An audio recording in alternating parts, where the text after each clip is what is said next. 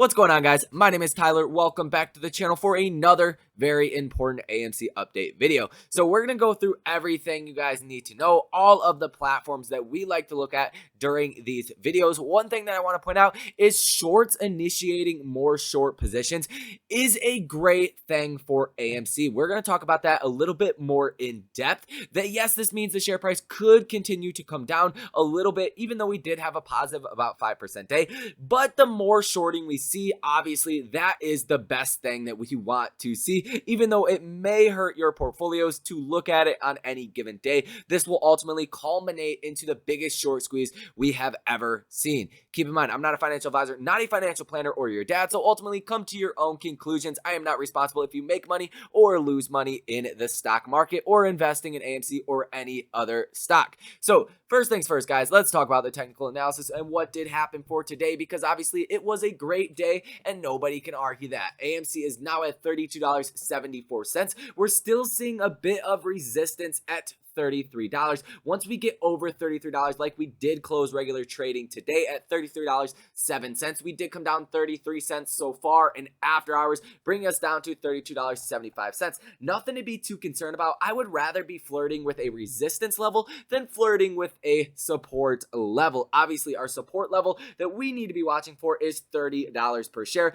I don't simply think that is going to happen just because the earnings call was so good. There was so much innovation and everything was basically bullish. So I don't think we're going back down to 30, but if we see more shorting continue to happen like we are seeing right now, it is possible to go under $30. But ultimately, guys, keep in mind, the lower the price goes, the more apes will be able to buy the stock, collect more shares, ultimately control more of the flow. And that is what is important. Yes, the short interest, all these proposed rule changes, everything is important here, but the lower the price goes, the more we can control, the more we can dictate the ultimate price when it does come down to it and the dust does settle. So that is, in short, why shorting is such a great thing right now. Like I said, your portfolios may take a beating at some point in the near-term future until the short squeeze actually does happen. You can't time this. The more shorting, the better. And that is exactly what we're seeing as far as the Ortex data. But let's briefly continue talking about the technical analysis, guys.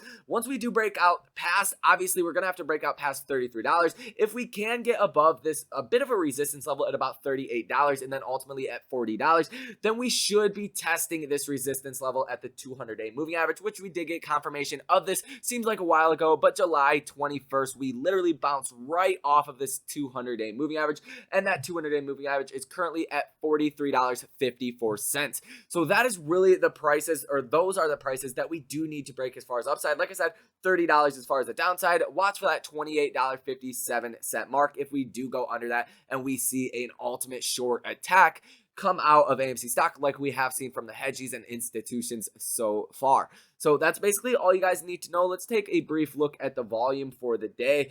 And relatively the same as what we are seeing, in between about 50 and 70 million for volume in any given day. Occasionally we will have days like we did see August 10th where we actually went down in share price, but the volume was 115.5 million. So we're going to want to see that volume come back into the stock before we are even really talking about a possible uptrend here. So it does overall look pretty neutral. We could go either way. If we break out past 33, close over 33, then I'm going to be leaning more towards the bullish side.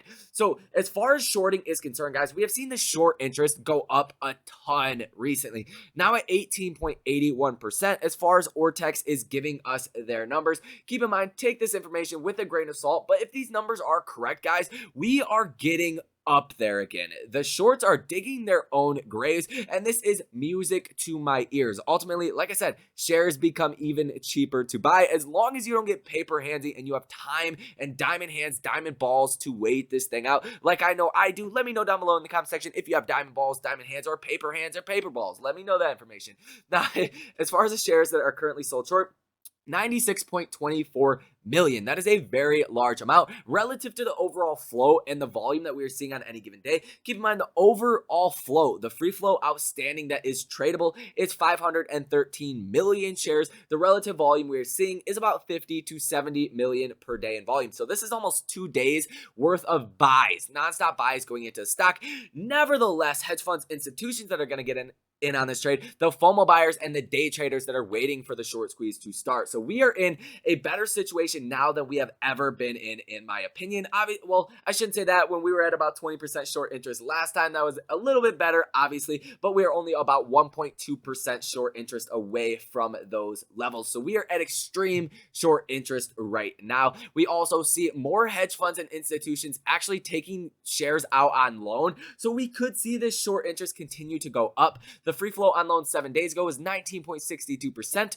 The current free flow on loan is 21.02%. So technically, if all of these shares were sold short into markets, you would have this number of short interest, 21.02%. So ultimately, we could go up about another 2.5% in short interest, roughly, guys, in the next coming days, coming weeks, coming months. If we do see the share utilization obviously start to go up, more shares are being held in hedge funds and institutions accounts, making the free flow on loan go up and the potential for the short interest to continue to go up.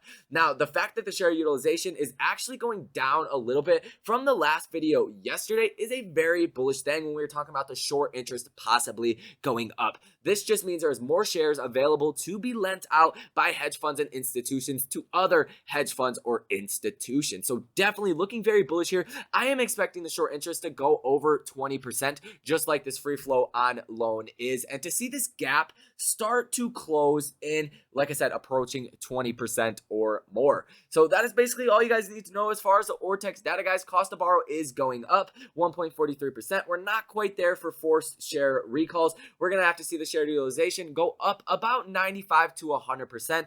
Once you get to those levels, you're going to see some hedge funds and institutions that want to re-lend these shares out and collect a higher cost to borrow, just like we did see this last time around during this gamma squeeze activity. Now, let's take a look at the stonk tracker data, guys. I pretty much say this in every video. We're not really looking at anything significant going throughout the rest of this week as far as a gamma squeeze or a lot of shorting as far as puts running into the money. But what I want you guys to be well aware of, we now have about 315,000 calls. 44,500 of these are in the money. 273,725 are out of the money. So next week, August 20th, by the time we do start Monday, you're going to see a lot of people roll over these out of the money calls for this week, and in the money calls for this week, start to roll them over into next week expirations. So I'm not saying to buy any of these calls, guys. People are buying calls that are way out of the money. You're losing a ton of money. We see this reflected every single week on this stonk tracker data.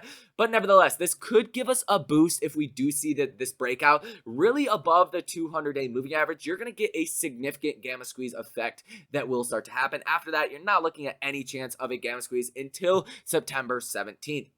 As far as the put side, guys, it's pretty much neutral. Now we're seeing a lot more calls start to come on the option chain, but you're still seeing 53,548 puts that are in the money, and you're seeing out of the money puts at 217,588. So you do have a significant chance for this to actually cancel itself out unless you see a big move in one direction or the other. And as you guys probably do know by now, if you don't, when puts run into the money, the market makers, it's the exact same opposite of a gamma squeeze. The market makers during a gamma squeeze have to buy the stock to sell it to you at a higher price. Essentially, when puts run into the money, they have to short the stock so they can sell it to you at a cheaper price. So essentially, the casino always wins. So when you're seeing a lot of puts running into the money, you can see a lot of shorting going into the market. When you see a lot of calls going into the money, you can see a lot of buying going into the market. But we're seeing relatively the same number of contracts, about 30,000 additional calls relative to puts for next week. So a significant chance for a gamma squeeze going into next week.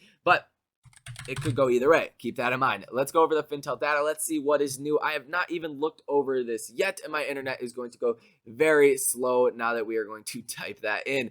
But let's go to owners, institutional owners. Let's see who is buying, who is selling.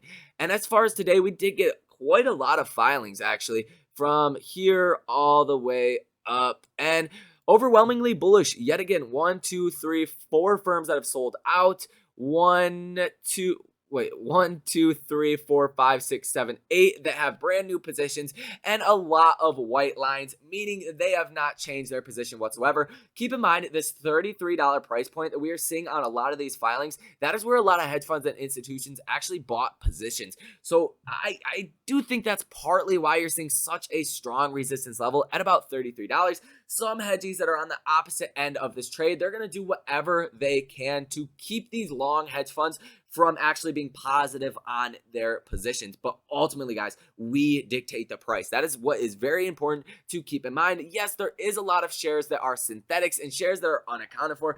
As we do know, institutional owners is at 29.09%.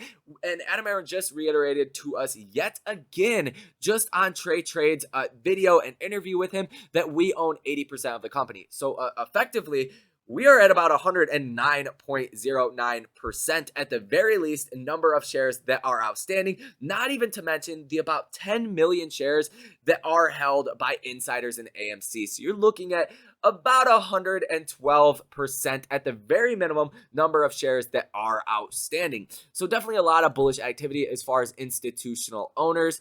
And then let's go to short sellers. Guys, we're seeing a lot of shorting activity yet again. We did see Bank of Montreal, Canada. They did sell out of their put position of AMC. Citigroup, like we did cover in the last video, has since sold out as well.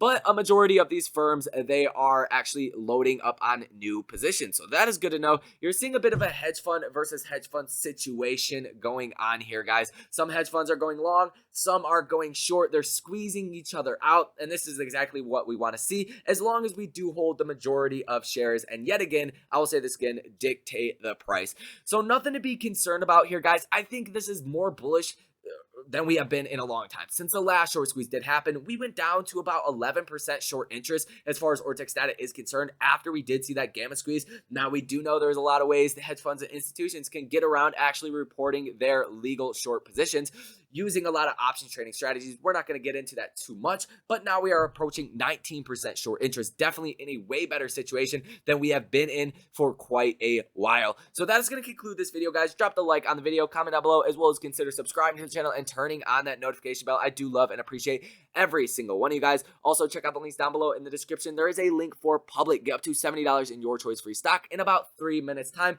with no need to link a bank account or deposit a single dollar. That is by definition free money, and they also do not use payment for order flow whatsoever. Also, check out the link down below in the description for the buy and sell alerts. Join a great community, guys. We just hit a trade about an hour before close today for Disney earnings, and that is knocking it out of the water as we do currently speak. So definitely check that out. Very inexpensive, and it pays for itself. So with all this information out there, I hope you guys enjoy the rest of your night. I will see you in the next video.